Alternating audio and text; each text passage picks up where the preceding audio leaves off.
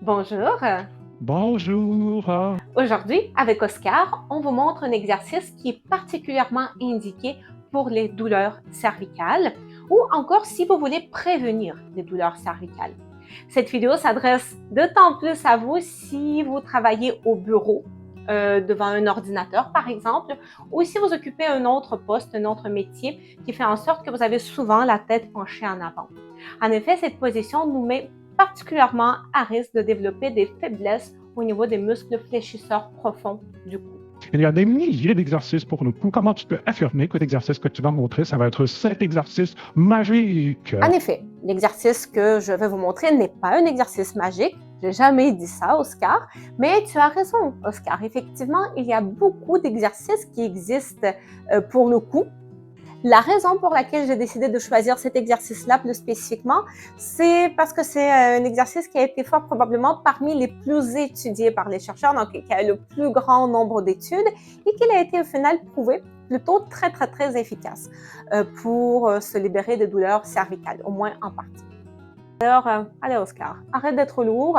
J'ai besoin de toi pour montrer à nos spectateurs où se situe le fléchisseur profond du cou. On se prépare.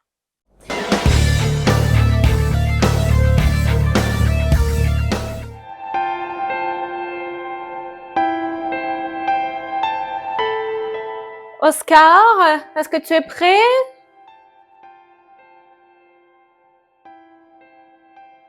Qu'est-ce que tu fais? Alors, l'exercice qu'on vous montre aujourd'hui avec Oscar, c'est un exercice qui travaille les fléchisseurs profonds du cou. Ils sont vraiment ici, les fléchisseurs profonds, du côté antérieur de la colonne. Donc, il s'agit des muscles qui sont très profonds, impossibles à toucher et très difficiles à sentir. Alors, quand on a les fléchisseurs profonds du cou qui s'affaiblissent, ça va être accompagné de la colonne cervicale qui va se déformer.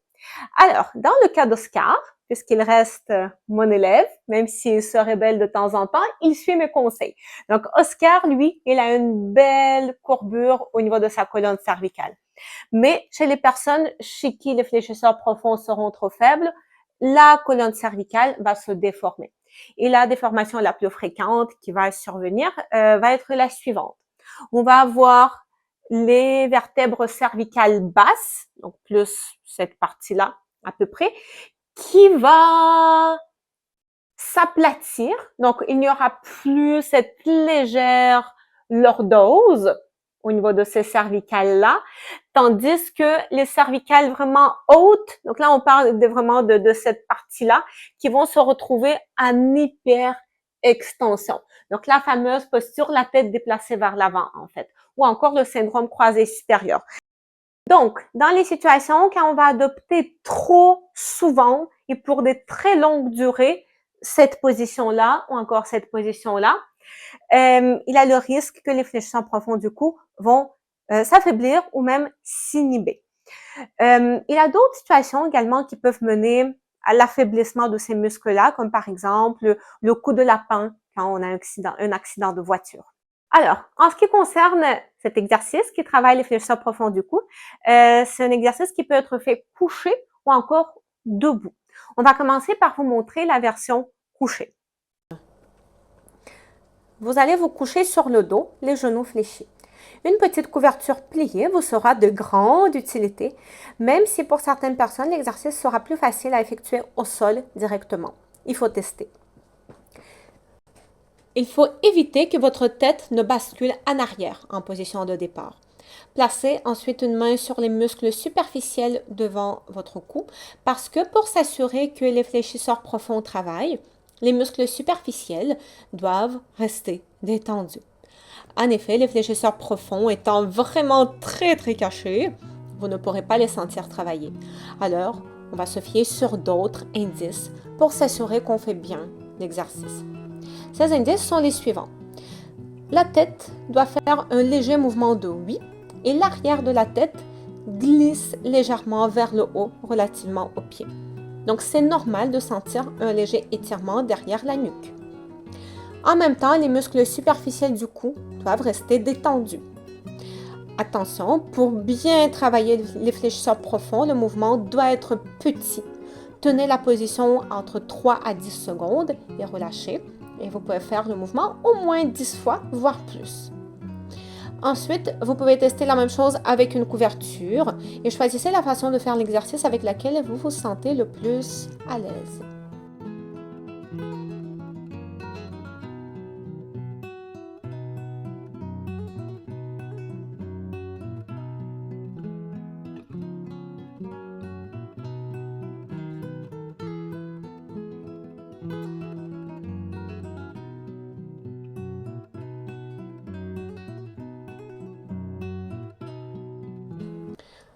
Vous pouvez également faire l'exercice dos au mur. Dans ce cas, placez-vous dos au mur, le dos plaqué contre le mur. Assurez-vous que votre tête ne bascule pas en arrière et à côté là contre le mur. Reproduisez le même mouvement qu'en position couchée, qu'on vient tout juste de voir.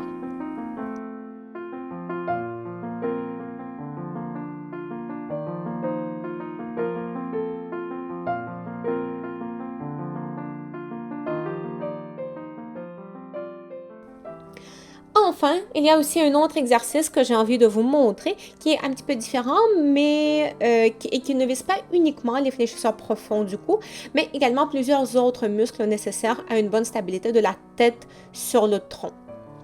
Couchez-vous sur le ventre, placez une main sur l'autre ou encore croisez les doigts. Vous avez le choix. Posez le front sur les mains.